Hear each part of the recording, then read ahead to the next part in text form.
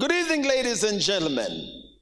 It's indeed a pleasure to be standing with you one more time to give you an update of the 10,000 Men and Families movement.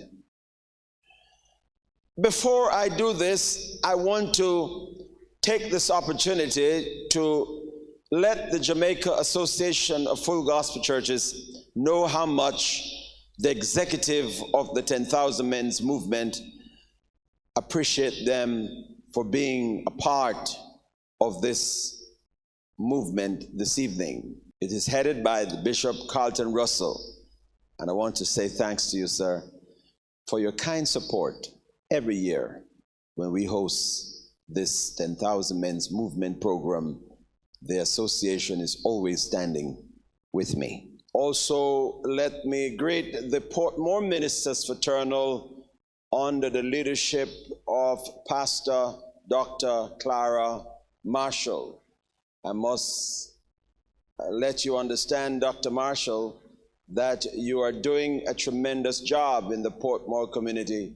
You are indeed a mover and a shaker. You know how to mobilize and get people working. You got me working, I must tell you that. I also want to take this opportunity to appreciate the Jamaica Evangelical Alliance, the Independent Churches of Jamaica, the Jamaica Union of Apostolic Churches, the Jamaica Union Conference Seventh-day Adventists, and the Church of God in Jamaica. Thank you, gentlemen and ladies, who have vouched to support our movement as men on the island. I grew up without a father. I know what it is to run away from my home at age 14. I know what it is to experience trauma as a young boy growing up. I didn't have a father.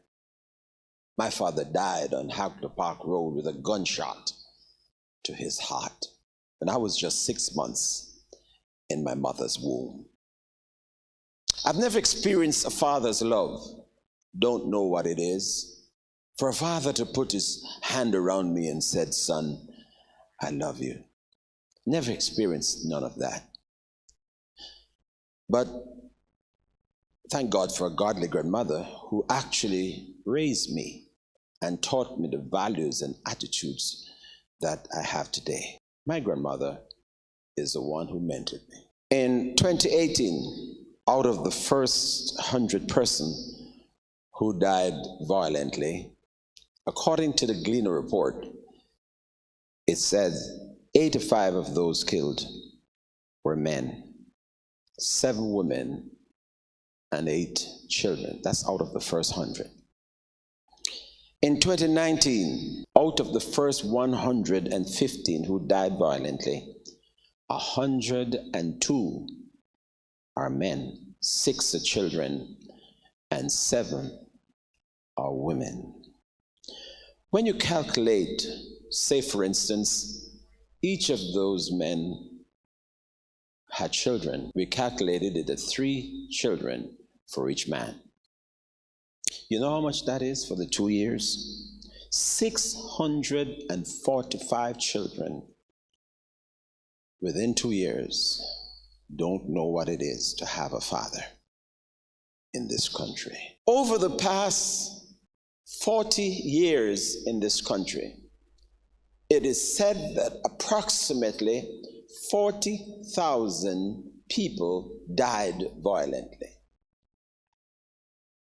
Out of the same 40,000, an average 85% of those who died violently are men. With all of that said, I must say that our island is speedily becoming an island of orphans and widows. I give you 3 reasons why I believe that our island is becoming an island of orphans and widows.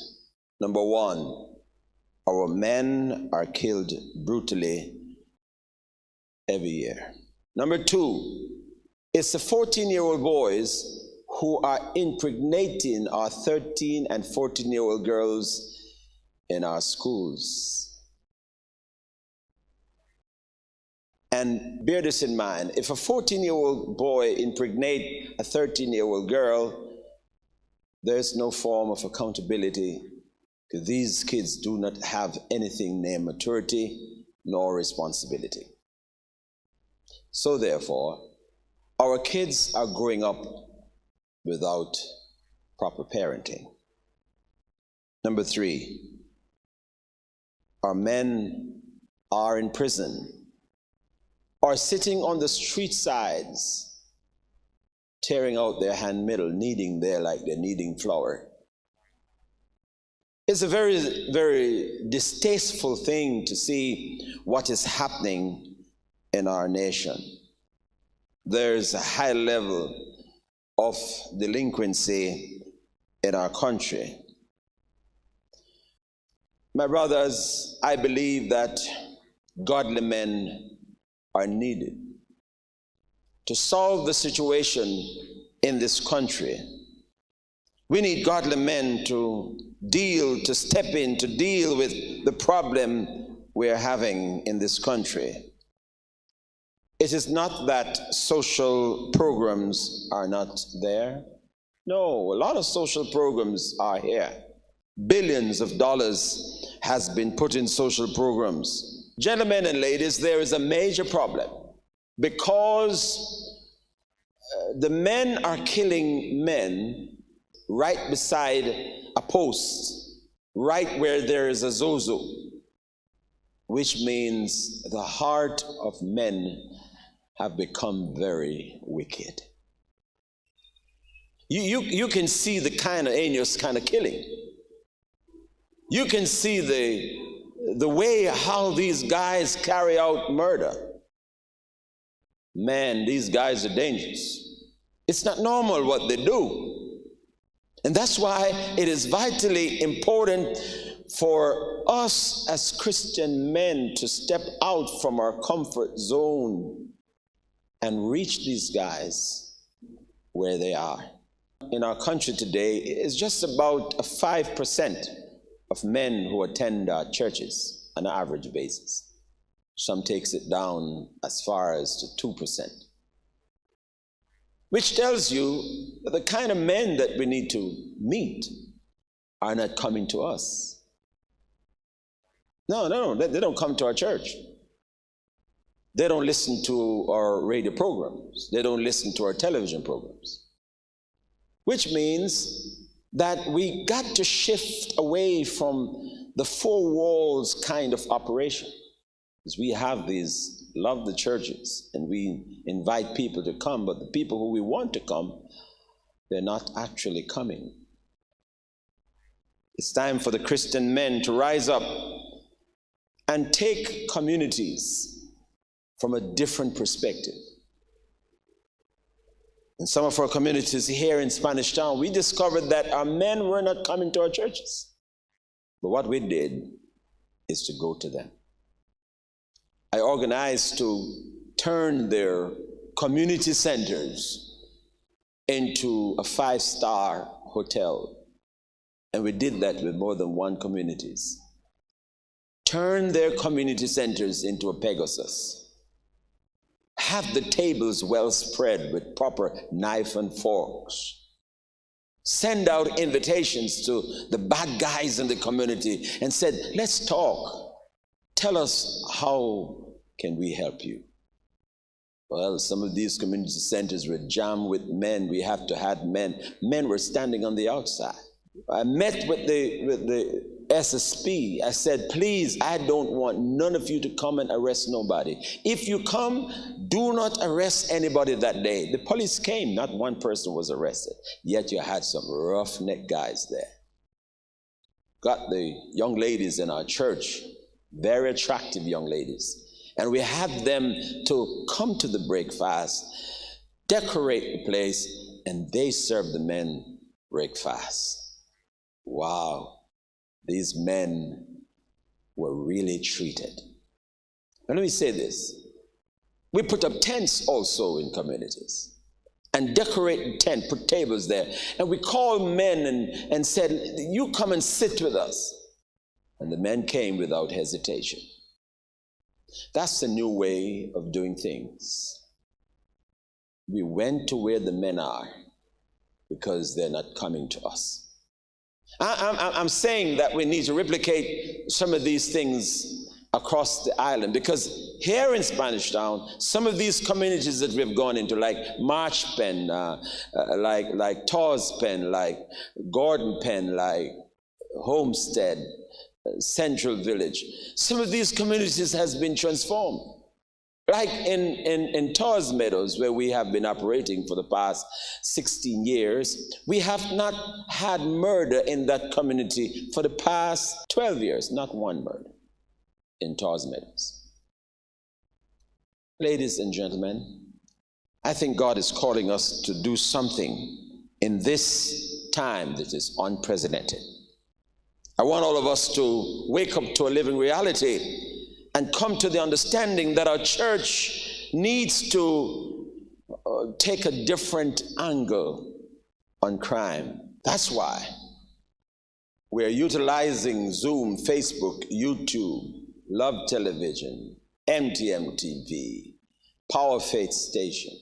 That's why we have employed Love FM and all of these great stations to join us on today, to make sure that we get the message out on Facebook and on YouTube, to let the men of our nation know, Christian men, it is our responsibility to go where these guys are and find them for God.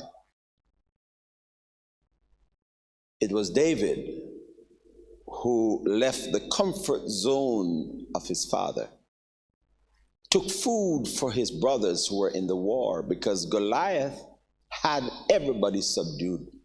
Even King Saul was afraid. The Bible said King Saul was very much afraid. And he was so much afraid until he didn't know what to do.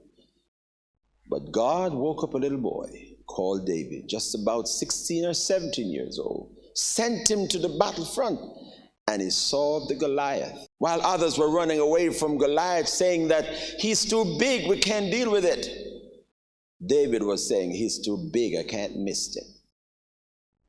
I believe that it was Daniel who went over into Babylon to solve the problem that King Nebuchadnezzar had. Because King Nebuchadnezzar was fixing to kill all the men who served him, all the wise men, the soothsayers, the magicians. But Daniel said, don't kill no one yet. Give me some time. Let me spend with God. When he returned, he was able to solve the king's dream and was able to spare the men who he would have died, including himself, Daniel. And Daniel got the promotion. I feel that God is waiting on the church to stand up and to stand out. He's waiting on the manifestation of the body of Christ. Men who are in our homes just attending church. It's time for us to step in and do something. It is said that 100 communities in Jamaica is infested with crime. 25 of those 100 communities being dealt with JSIF, and 3 out of the 100 community, or the 25 community, is being handled by Zozos. The police force is inadequate to handle 100 communities that is out of work. They don't have the manpower to handle all of that. But thanks be to God, there's some David in our churches. Thanks be to God, there's some Joseph in our churches. Thanks be to God, there's some Daniels that is ready now to step out. This is the launch of the new move that God has laid on my heart. That if we wake up the sleeping giants, the Christian men in our churches to take on troubled communities, we can get those men in our churches and get them to hand over the guns. Ladies and gentlemen, I want us to be ready for what God is about to do. And I want to say to JUGC, Jamaica Umbrella Group of Churches, I am willing to work with you because I know that you got the answer. to the crime problems in this country. May the Lord bless this setting. It's a launch that we're doing here this evening to move into communities. And I'm waiting on the Jamaica Umbrella Group of Churches to call all of us together and to see exactly what we can offer. I have loads of ideas in my head, just ready to reveal them. May God bless you all. May we have a great evening, and may the Spirit of God continue to move over us. God bless you.